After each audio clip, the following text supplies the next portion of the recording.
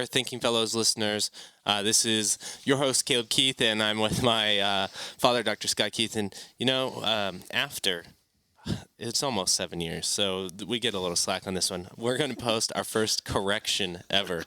Now, that doesn't mean we haven't been wrong in those 7 years about minutia, but I think this time actually warranted the first correction. So, Dad, do you want to make your correction? Yeah, so what happened is in the last 2 episodes of the Chronicles of Narnia series, in the Magicians Nephew and the Last Battle, I mentioned many times that I had been reading C.S. Lewis's Beyond Personality, and mentioned that as sort of his lectures on medievalism that he gave. That, in fact, is a mistake. The book that I should have been referring to is The Discarded Image. So every time during the next 2 shows you hear Beyond Personality, substitute in your mind The Discarded Image. What had happened was, over the weekend, I read Beyond Personality, started on The Discarded Image on Monday, was really influenced by The Discarded Image. I really like it. It really helped me clarify some things in Magicians Nephew in the Last Battle, but had Beyond Personality on the brain. Mm-hmm. So the problem here is in this series getting me too excited about Lewis, and in the last 3 weeks I've read just reading a lot and mixing the Beyond titles Personality, up. Surprised by Joy, Discarded Image. So really, just as a final, the only book outside of Chronicles of Narnia really being referenced in the next 2 episodes is The Discarded Image. So I'll try to type out something similar in the show notes for those. I apologize for my mistake. Apologize there. Somebody may notice, but I'm just going to post this at the beginning of both episodes. So following this message right now, you're going to hear our full episode. We'll catch you next time. Bye. Hello there, and welcome to the Thinking Fellows podcast. My name is Caleb, and today I am joined by my father, Dr. Scott Keith, and by Dr. Adam Francisco, as we continue to read through the Chronicles of Narnia. This show is brought to you by the 1517 Podcast Network. You can go to 1517.org/podcasts to see all of our episodes there. You can also go to 1517.org's homepage to see all of the projects at 1517, which includes a daily blog, sermon prep help. We also have video and conferencing. You can find all of that at 1517.org. If you would like to join us for our next conference that will be happening in Northwest Arkansas, you can go to 1517.org/events to see the list of events there. I will put a link to that event in Arkansas. That is a Here We Still Stand regional event. And will all 3 of us be there, or just you and me, Dad? I don't know. Adam, are you coming to that? When is it again? April something. Yeah, I'd like to come. All right. So maybe all 3 of us will be there. Road trip. Road trip. And actually, Joy and I are driving out to that. Oh, that'd be cool. Quite the drive from California to Arkansas. Really? Bringing the trailer. Jeez. Oh, nice. So, yeah. And again, I'll put a link in the show notes to that event. And hopefully we will see you there. So today we are going to talk about the Magicians Nephew. And, this is for a lot of people, if you had a new set and you sort of just read them in order.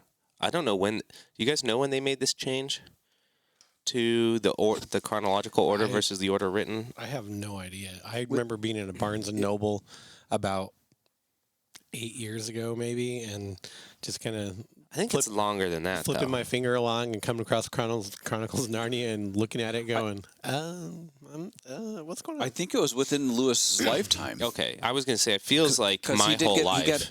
His publisher. Oh yeah, his publisher asked him, what should the proper order be, and he laid out the one that we're not. Actually, now that you say that, didn't we talk a couple episodes about the letter where he? Yeah. So. Right. Yeah, I just didn't know if they actually made the sales change, how soon. But sorry, that was my coffee cup. Yeah. I was like, who the? Scratching records. Is it just coffee? It is just so coffee. It would probably be safe to assume that for a lot of people, this is the first book they ever read. The Magician's Nephew, and unless somebody in their life had the secret knowledge that it really wasn't book one. And I still contend that most people have probably only read The Lion, the Witch, and the Wardrobe. okay, that's Personally, but Yeah, I think you're right. um, And Scott, you would know this. I'm assuming was the book written not only because, but in part because somebody asked Lewis where the light pole came from. oh, The Heard that, Magician's or Nephew. maybe I read that somewhere. Yeah, I've heard that as Yeah, like like a quasi-apocryphal story. I mean, I'm not sure. I've heard that. Okay. Okay. I think once he started on the path to, we'd say in modern day terms, expanding the universe, as you would, that it was inevitable that he was going to have to do creation and the last days. so that because Even if he hadn't originally planned to. But I do like, I love the lamppost. And I love that Uncle Ann, that everybody starts thinking, what could we bury in the ground there and mine and have for our own ships and technology and steam engines and gold and. Yeah, I feel like I should try to, because I think there are some letters explaining some of his process or his thoughts as he was going through Narnia. And it would be interesting to just either confirm or deny some of the ideas I've had. And by Magician's Nephew, it really felt in this book like he had hit a stride that some of the I would say some of the devices he had put in earlier had served their purpose to the point where he could sort of rewrite and rework portions of the world to expand it in a more cohesive way. And it kind of feels like I don't know if he knew he was going to do only 7 by this point, but then once we get to the last battle, which is our next episode, it felt like he wrote it to stop himself from expanding. Yeah. Because he's made it now so that every known human who's interacted with Narnia is in the stage. Actually, by Magician's Nephew, that is true. You've had sort of now the complete list of people who have, made it into Narnia. Nobody's added in the last battle. Yeah, Professor Kirk has explained. In this, and Polly.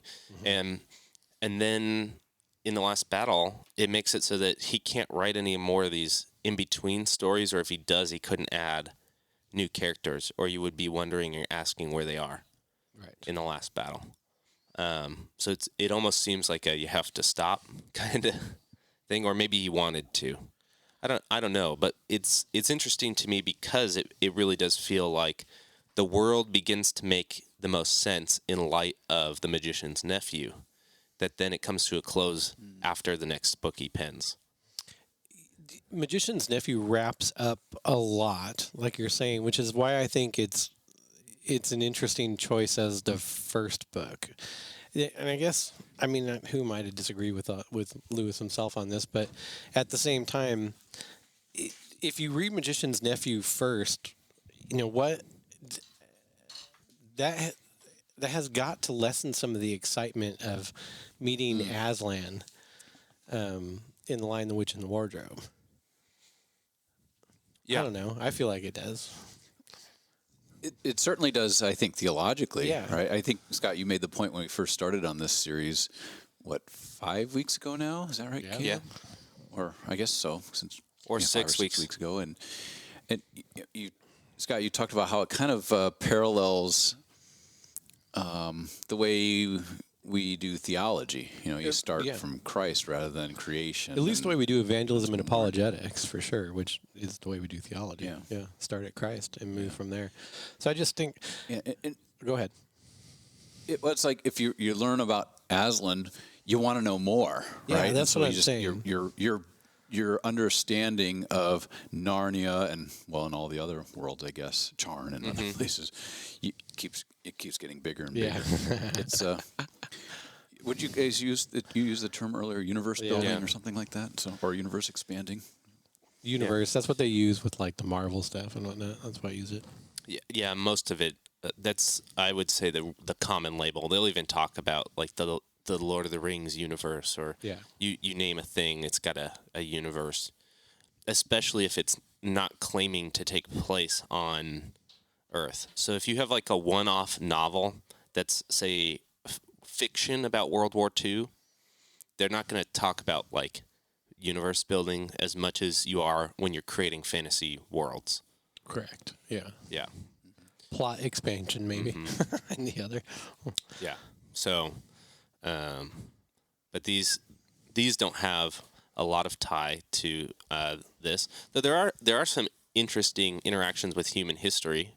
So, I think Lewis really does allude to the power of the atomic bomb. He really does, yeah. Well, and sort of his fear and apprehension and maybe personal feelings about atomic warfare. about a technology that could end all human life. Yeah. You know, the word, what's the word? Is it the despised word? The Deplorable word. deplorable word. Deplorable world.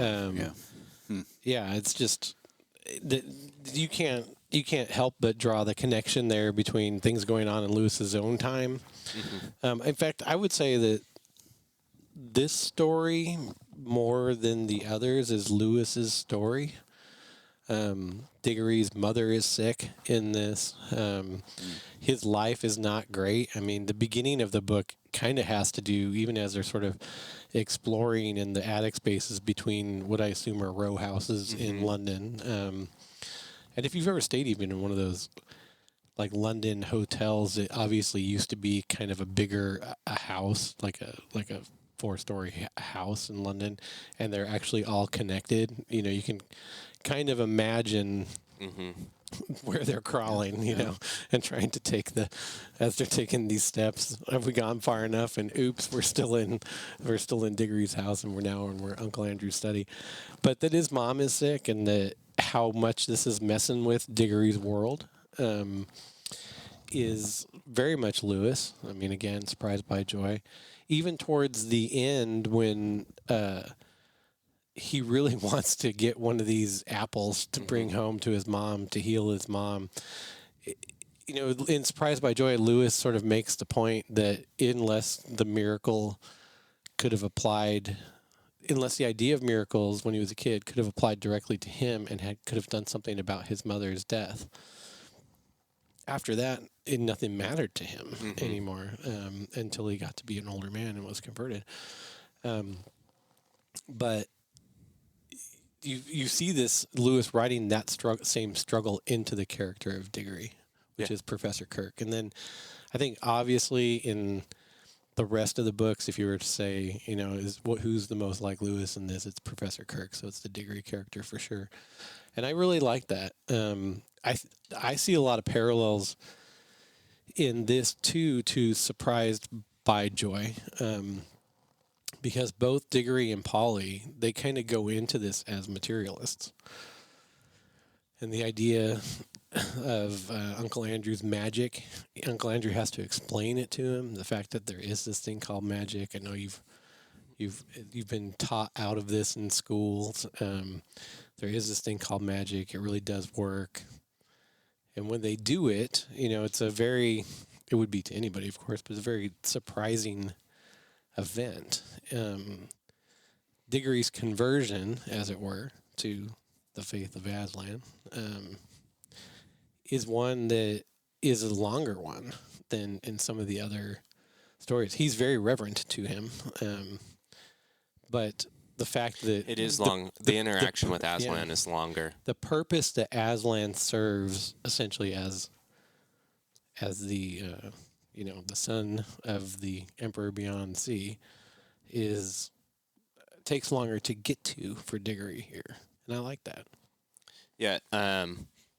This book is often characterized, and we even did it earlier and this is going off my memory before I reread it, but as the creation story, which is certainly true.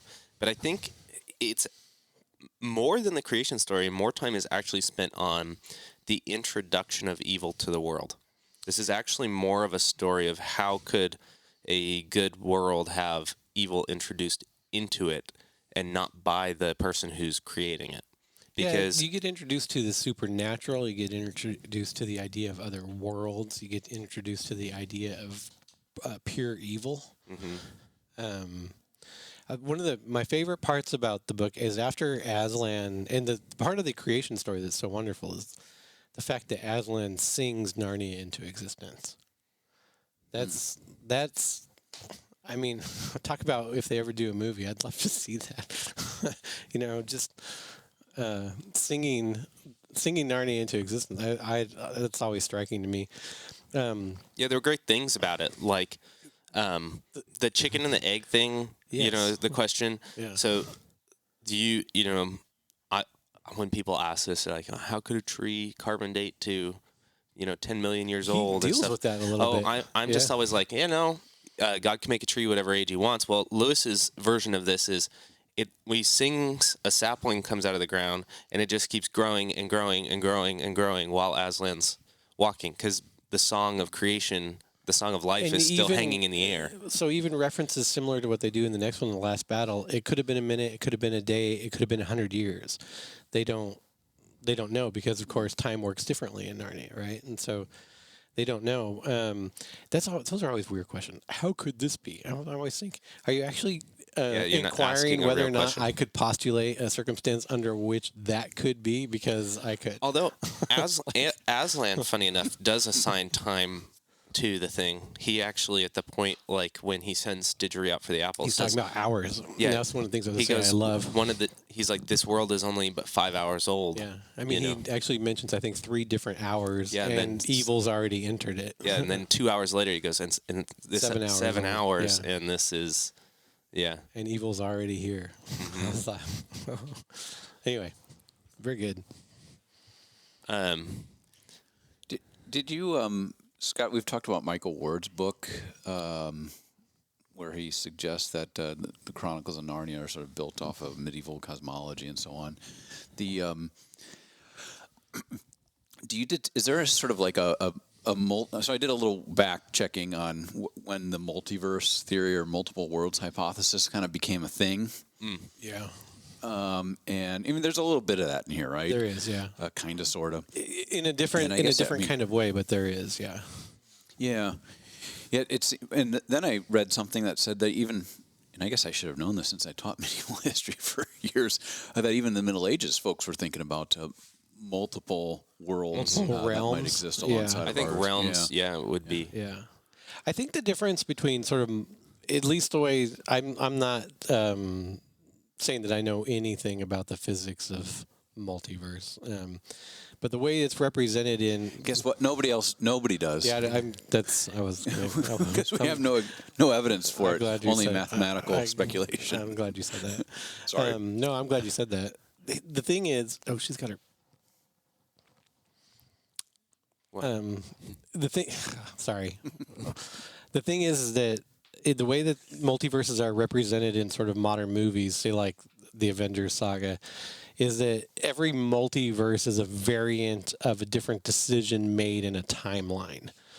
And so in that way, each different decision literally branches off and creates another universe that's in many ways very similar to the universe you're in, except for that one decision made Every human choice can create a new world. cataclysmic change, and then those are endless. I don't think that's what he's doing here. I actually think he's doing more Right. realm stuff. Like there's actually, more medieval. I think, Different creatures, different people in a different place. in a different place.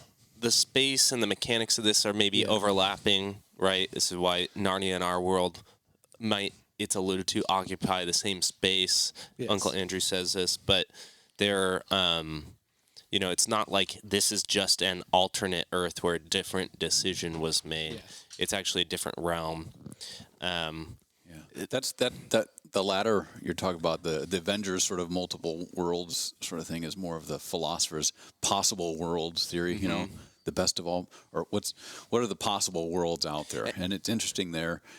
I mean, this is getting way off track, but they all assume that there are certain laws that hold in all these different universes. Whereas in Lewis's these worlds, there's different rules. Yeah, there's complete Things are very it's not different in each place. things aren't the same, and I like that better. So, by the way, on the medieval, so the Michael Ward book, the Planet Narnia book, I haven't finished that yet because through reading the Narnia books, Adam's got me sending down different Lewis rabbit holes. So, but one of them is the Beyond Personality. I'm doing that so you can report back to me, so I don't have to read them. Well, I'm almost done with Beyond Personality, and there's a couple of things that just will blow your mind about that book. First of all, I think it's a reprint of a series of 4 lectures, maybe. Somebody's going to write in that I'm wrong, and it's 3 or 5 or whatever. But, Doesn't matter. It's shocking how much Lewis knows about the medieval period. I mean, just absolutely shocking. And Isn't that funny when somebody doesn't spend a lot of, so he's, famous in the public eye for something totally outside of his academic expertise. So then when you're actually awakened to that he was knowledgeable on in his academic field as well, it's kind of like, it's like mind blowing that really what we have here is an expert on, medieval to Renaissance Reformation history. Right. Yeah. And the thing is that when I got about halfway through Planet Narnia, and I wasn't enjoying it as much as I thought I was going to. And I think that's because I didn't actually realize how much of a medievalist Lewis really was until I started reading Beyond Personality, and just what he quotes off the top of it. Well, I'm sure he researched it to write the lectures, but it just is amazing. I mean, he just knows more than I've ever even considered to learn about medievalism. And I do think there's a connection here. I do think that I don't know that point for point Michael Ward is right. He probably is. I don't know that he is. But I do know that after sort of getting through most of Beyond Personality, Lewis is incorporating a lot of that world, quote unquote, worldview into Narnia. And into the idea of realms, the idea of different worlds, the idea of, I mean, Lewis in Beyond Personality even goes into sort of like astrological signs and how the church wasn't opposed to him and why the church wasn't opposed to him and what it did mean and what they were opposed to and what they weren't opposed to and all that. And in here, how like even the stars are people in Narnia, he talks about how the stars are people in the medieval period, and it's just so there is a lot of it in there for sure. Yeah, and I think this is pedantry here, but would Lewis call it medieval? His lecture when he takes the chair down at Cambridge. What is it? The inaugural lecture. He divides the world. He makes the point that that position of medieval and Renaissance literature goes a long way to dispelling the distinction between the medieval and the modern. He doesn't like the dark, and he doesn't like the Dark Ages label. I think this, So some of the rabbit holes I've chased, because you're chasing other ones for me, Scott, is that I think they use the term pre-modern. The point is always made, and I don't know if Lewis was really conscious of this, but that Lewis was sort of like right in the middle of modernity, and postmodernism is starting to emerge. Still, as he's fighting modernism, which is a critique of modernism. But Lewis didn't go with postmodernism because he knew that was just as problematic, and Lewis was decidedly a pre-modern man. Yeah, I agree with that. And I've been thinking for myself, it's like, how can I be like that? I need to be more it's amazing. I mean, parts of it are amazing. Parts of Beyond Personality are just shockingly good. It'd be difficult to do shows on them because just nobody's going to read that book to follow up with us. But there's parts of it that are just shockingly good. And I think the correlations to here, I mean, I'd say more so in Magician's Nephew than in any of the other books. Magician's Nephew really is, as far as I've kind of gotten through it so far, a setup that could have been from the ideas in Beyond Personality. It just is. So even the idea of creation and how it comes into existence, and Caleb and I were talking before the show that one of the things he does here in Magician's Nephew is kind of like what we get in Genesis through the inspiration of God of an explanation of one part of creation, but really not an explanation for how the other parts came into existence. We have an isolated view of Eden and the events happening in Eden, but outside of that border, the events are, or the comings about, who's there, what's there, what's going on there, isn't really revealed to us. And part of that has to do with that the story of all of Scripture is about particular people that God has chosen to carry out and bring about this promise. And you get a sense of that in Magician's Nephew as well, that this selecting by God for particular people that are going to be carrying out this promise, this redemption, and going to have to deal especially with this evil which has entered the world. And he selects certain beasts to talk and be in the book, right? He actually says that to them. Some of you I have chosen, others I haven't, right? He talks about the animals he's chosen to speak, and then the ones that he didn't pull out of the common beasts. Yeah, he puts his nose to them and essentially breathes on them, and they get a soul. And then, the first order of business, again, he says, this world is not 5 hours old, and, evil has already come into it. And so he brings a council of, so he makes another choice out of these animals he's already chosen to come explain to this council what role beasts and men are going to play in undoing this introduction of evil to Narnia. Like, so staving off and undoing. And so there really becomes a purpose for this choosing, which is the undoing of this introduction of evil, which he saw as he was singing, the creation in. It helps as if you're looking for an image of questions like, how's evil introduced into our world if it's not part of the God speaking creation into existence type of thing? And when you read broadly in the Old Testament and you begin to get a picture of Satan and the fallen angels and all of this, and you go back to Genesis and you see the creation narrative, and the snake is there already, right? And things like that. You get an idea that this is kind of a helpful picture to see that an invasive force from another world has fallen into our creation, and fallen like lightning from the sky, as it's said, right? And that brings evil, into the realm, into the world. And now it's there. And now he has a plan for dealing with it that has to do with these people that he's it has to be dealt with. Yeah, chosen, and it now has to be dealt with. So we didn't do a recap. Should we do a recap of it? We didn't go. Do we need to? We don't have to. You can do a little bit of one. I mean, I like when Scott does them, because I don't think you're doing it with any notes, are you? It's just sort of in your head. It's like you have a Narnian worldview. A Narnian worldview. Oh no.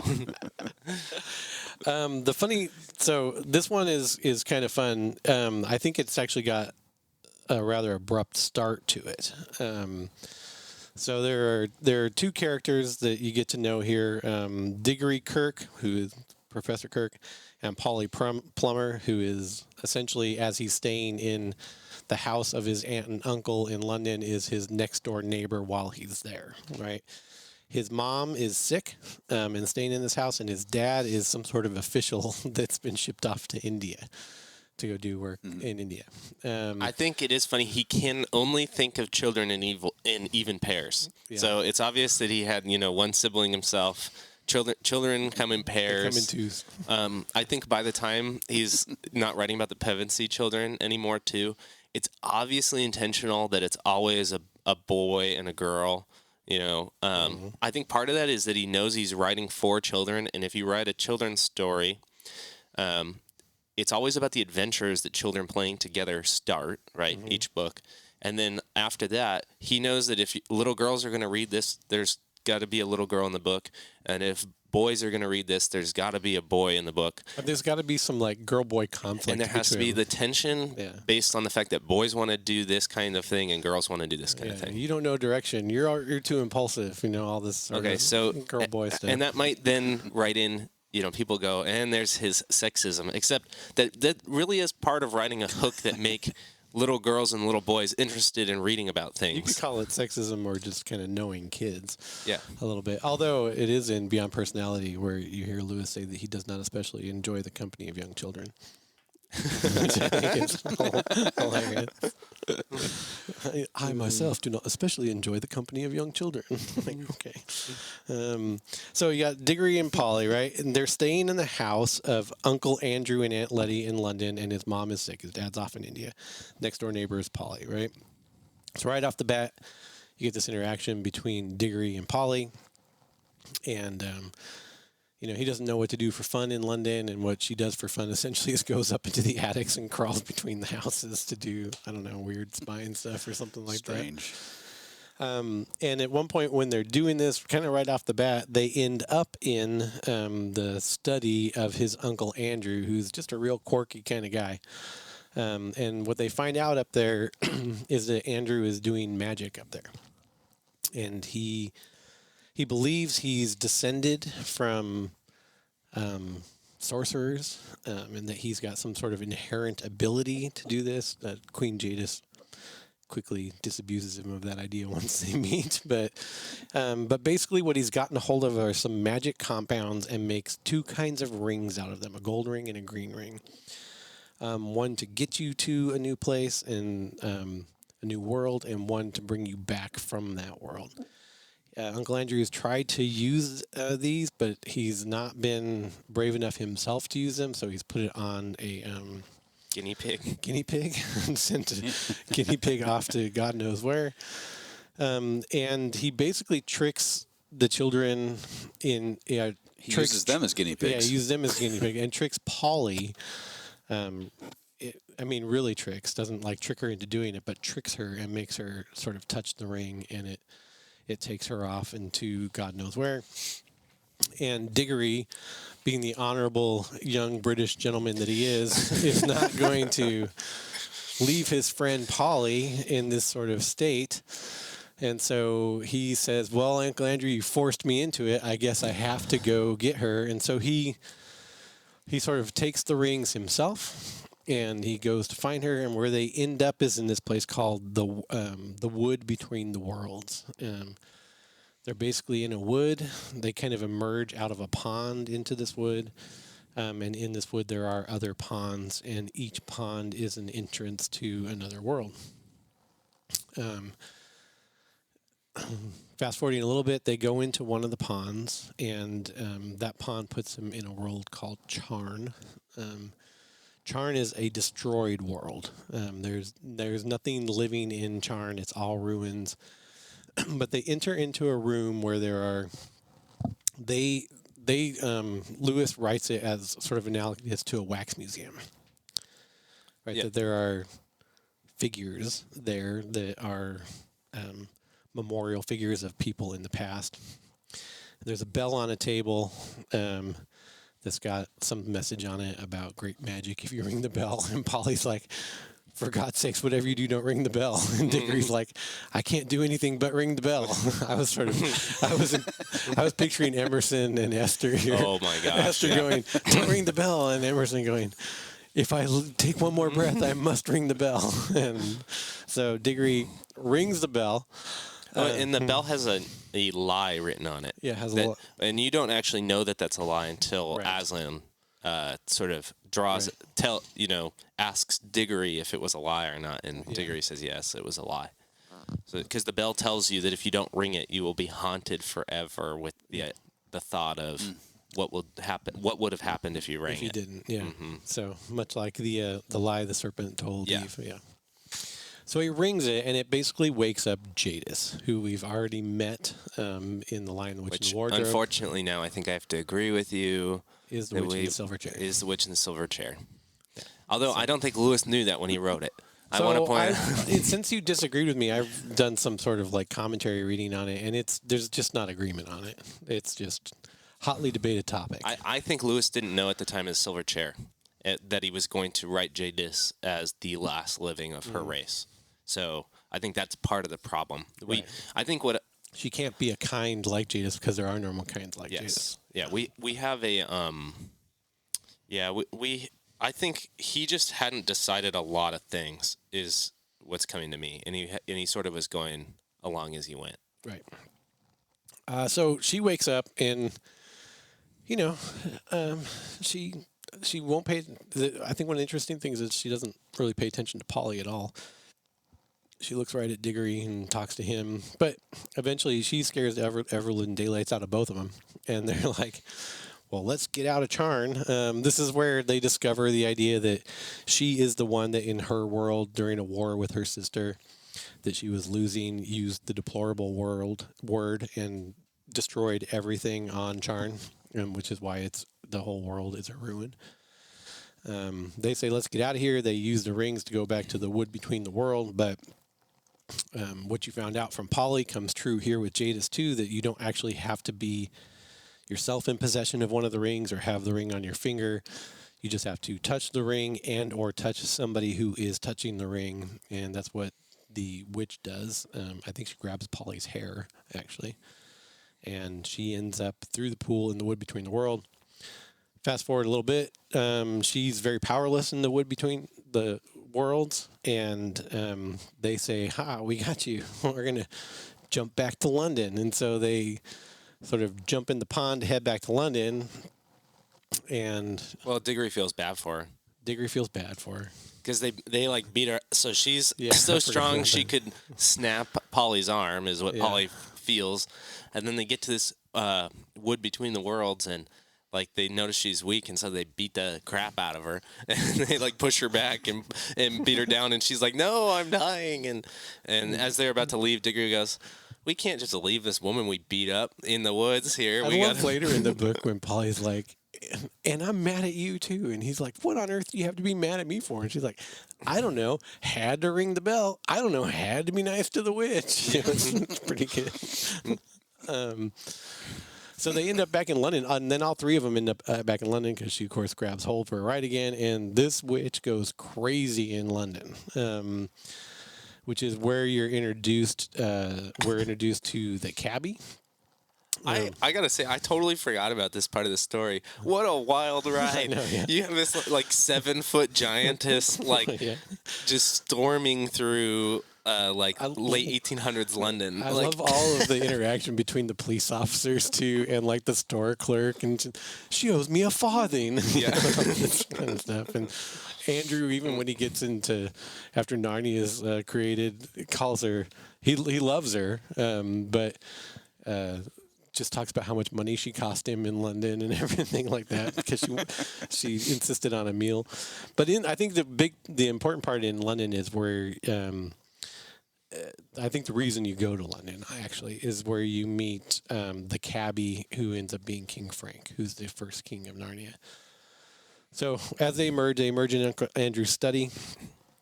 The witch, of course, goes crazy in the house. My other favorite character is the housemaid, who I forgot the exact wording, but had the most exciting day of her life that day because of all of the things she saw, like the witch going crazy and Aunt Nellie being flung across the room and the cabbie escapade outside.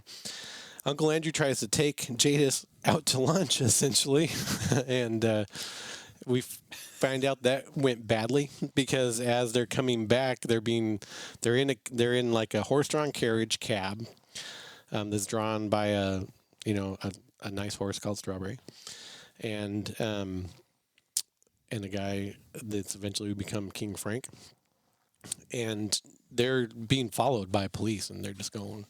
you know what I everything's think is going funny crazy. is that Diggory's aunt, sees Jadis in the house and thinks she's a prostitute. Yeah. Thinks his uncle's brought a prostitute to the Simply house. because she can see her arms. Yeah.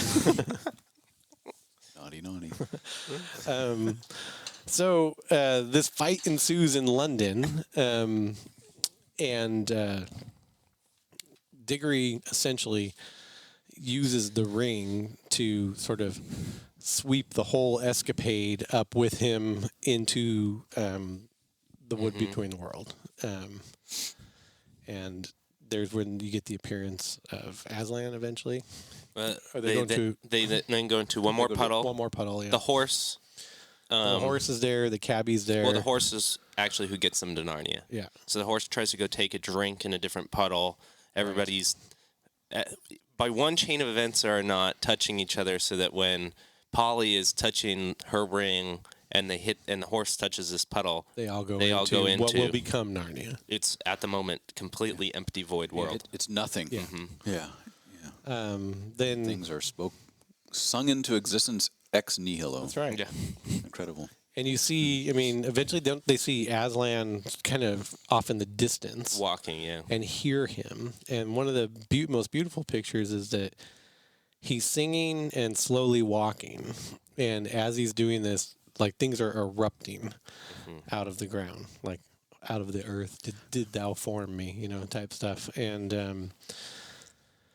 I don't know how much farther you want to go. We did some of the other stuff with that, but basically Narnia gets sung into existence. Aslan pulls selected animals kind of off to the side after they're created, and he touches them with his nose and breathes on them, and they become talking beasts. They're actually charged with, I don't know if it's care more than not being unkind to the dumb beasts. You must treat them kindly, I think treat them kindly, yeah. They're not. It's sort of like stewardship, you think? Yeah, they're not like stewards you. of the. Yeah, but they must be. They must still be respected for what they are. I like that a lot because I don't like the sort of environmentalism that says don't eat the animals that God gave you for sustenance. But I do like respect them for what they are. I like that idea a lot. I have a dog. Yeah, he has my to. dog. Aslan eventually even charges Frank with plowing and crops and building. Oh yeah, he asks him if he has an aptitude for it. Yeah. Is this the type of thing you could do? It's like, well, Sarah, I grew up in the country. We much liked that better than when we had to come to London. So yeah. So he pulls him aside. He eventually will make the cabbie a king, first king of Narnia, King Frank. He brings his wife in, whose name is escaping me at the moment. Helen brings his wife in, and she becomes the first queen of Narnia. And then you get the sort of turn, which is what Caleb and I were talking about earlier, where Aslan starts mentioning all the good stuff, and then goes, "But of course, this beautiful world, is not 5 hours old, and yet there's evil in it. This world is not 7 hours old, and yet there's evil in it." And this is when Diggory starts to be really sort of convicted. Oh, by the way, the lamppost thing. While Jadis is in London, she grabs a sort of branch, Crossbar. crossbar off of a lamppost, and is swinging it at cops and like whacking them with it. Yeah. And she's still holding it when she gets into the land that will become Narnia. She throws it at Aslan. And then she throws it at Aslan, and it hits him in the face and doesn't really do anything to him, and bounces off and lands on the ground. She runs off into the mountains, and the part of the lamppost grows into a lamppost, which is the lamppost at Lantern Waste. And so if Lewis did write it to explain where the lamppost came from, that's where it came from. And doesn't Andrew or Uncle Andrew then start thinking, Oh, yeah. I could bring all kinds of other things here. Steamships and, and parts from this. I could bring a cog and I'd have a battleship type thing. I get this. Andrew's like kind of like an alchemist. Yeah. Is the way I think of him. You also get He the is sense. an alchemist. That's right. Because when the witch meets him, she's like, "You're no sorcerer. I can tell you don't come from royal blood. Only royalty breeds sorcerers." Lewis also uses him as an example of somebody who has their heart hardened, so he can't hear the animals absolutely. speak. And when he's brought before Aslan, Diggory asks him to do something about his uncle, and Aslan says, "Your uncle cannot hear me. Yeah. He can't hear. He's closed his ears, Yep. so he cannot hear my voice. He's, been hardened." All he would hear would be growling. Yeah. Roaring. Roaring. So, which is also interesting. It really does bring in some of that act by the word. Yeah. So then, Aslan, as he acknowledges that evil's entered the world, he's like, "We gotta do something about this, right?" And so, this is kind of one of my favorite parts because Aslan, I didn't write down the exact line, but Aslan says that because Diggory kind of caused this, Diggory's going to take the first step to protect Narnia. And essentially, what happens is Strawberry, the horse, gets named as Fledge and becomes a talking horse. And then Aslan makes him the first flying horse. And as far as we know in Narnia, they only referred to flying horse. In fact, in Magician's Nephew, in the last battle when Fledge shows up again, everyone's like, is that a flying horse? And so You kind of do also get the sense that Los regretted not thinking of having flying horses earlier because he calls Fledge the first of the race of flying horses, and you're like, Los is like, oh man, I really missed out. I could have had Pegasus this whole time. But they basically send Diggory up to the high mountain, where he is kind of challenged again to sort of follow the rules that Aslan gave him for doing this. And essentially what he goes into this sort of fortress kind of, enters by the gate, gets the apple that he's supposed to get to go plant down in Narnia. The witch comes over, right? Over the wall, which he's not supposed to, which doesn't work out for her. That really kind of limits her for seems like several hundred years. He goes back down. They plant the tree. This apple tree then is supposed to protect Narnia from this evil for a period of time. But Aslan acknowledges, and I wish I'd have written down the exact wording, acknowledges that there will be a future time when he will actually have to pay the price for what Diggory did. Yeah, he says this man will be part of the solution to this great evil introduced. Other men will be part of the solution too. But then he says the greatest of the evil is going to fall on me. The greatest price I think I will pay, or something like that. And I liked that because when we did Lion, the Witch, and the Wardrobe, however many weeks ago, we talked about the fact that in the Alistair McGrath pod, they kind of were struggling with, did the atonement in Lion, Witch, and Wardrobe do anything except for Edmund or to Edmund? And I think this answers that. I think the atonement paid in the Lion, the Witch, and the Wardrobe, Aslan here in The Magician's Nephew says, is going to pay for it all. Like, it's going to pay for Diggory's sin, by ringing the bell and bringing Jadis into this world. It's going to pay for all the evil that she does in this meantime. That the tree's kind of like providence, or like sort of, we might even say like first use of the law stuff. It's just keeping her at bay. Yeah, it's just there's a restraint happening here that things aren't getting as evil as they could be if this tree weren't around. It obviously doesn't stop all evil, right? But it's pushing back on it.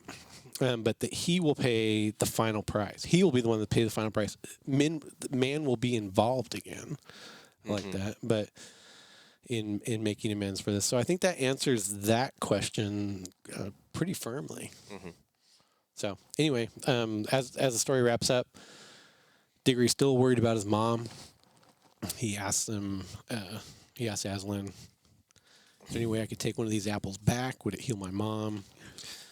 He says something great. It's kind of like the resurrection of Lazarus, right? That Aslan says, "Yeah, you can take an apple back. Have your mom eat it. She won't be sick anymore, but she's still going to die someday.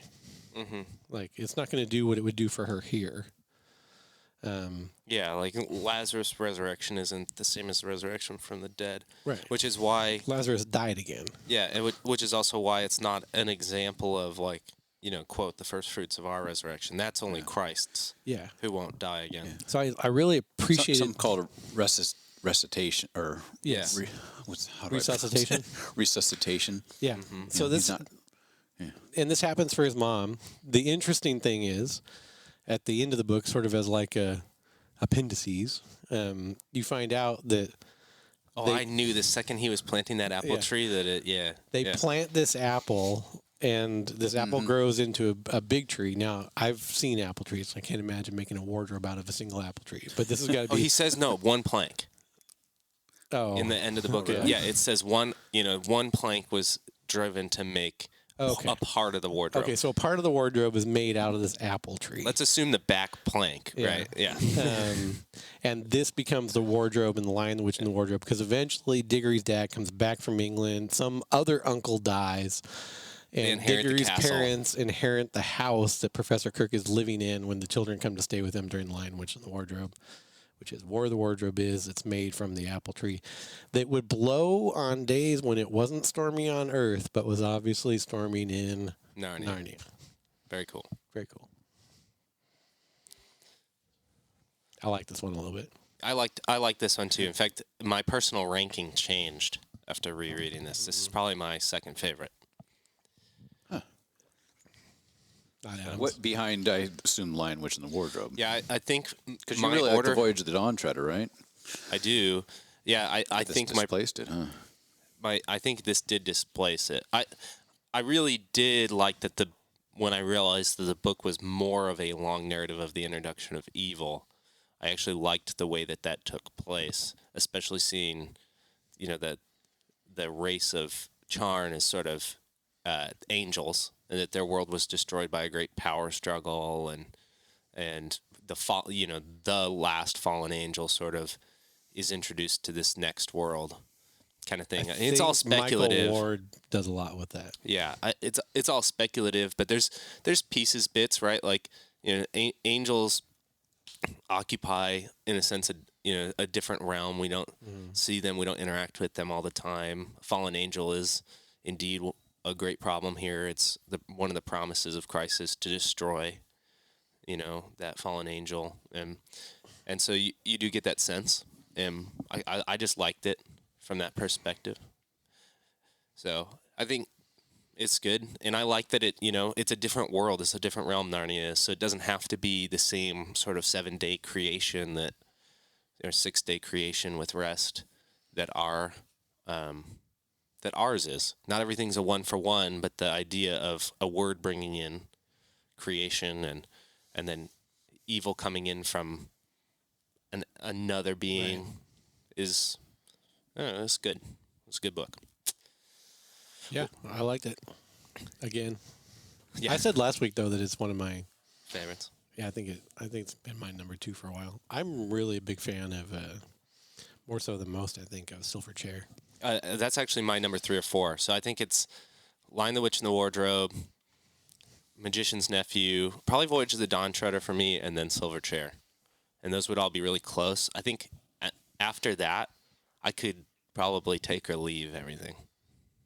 I like Horseman's Boy quite a bit. Yeah. So. But just for the themes and how not every sort of if we are calling this even Horseman's Boy a Christian tale, not every Christian tale has to be a 1-to-1 adventure. Oh yeah. I like that. Mm-hmm. Well, guys, I think this is about wraps us up here. Unless you got something, Adam, real quick. I don't have anything. We're past time. So Cool. Well, we will catch you next week. If you are joining us for the first time, the rest of the episodes are available on your favorite podcasting app. We started with Lion, the Witch, and the Wardrobe, and so you can go check that out. You can also go to the 1517 website, 1517.org, to see all of Thinking Fellows episodes and every other project produced by 1517. We will catch you next week. Bye.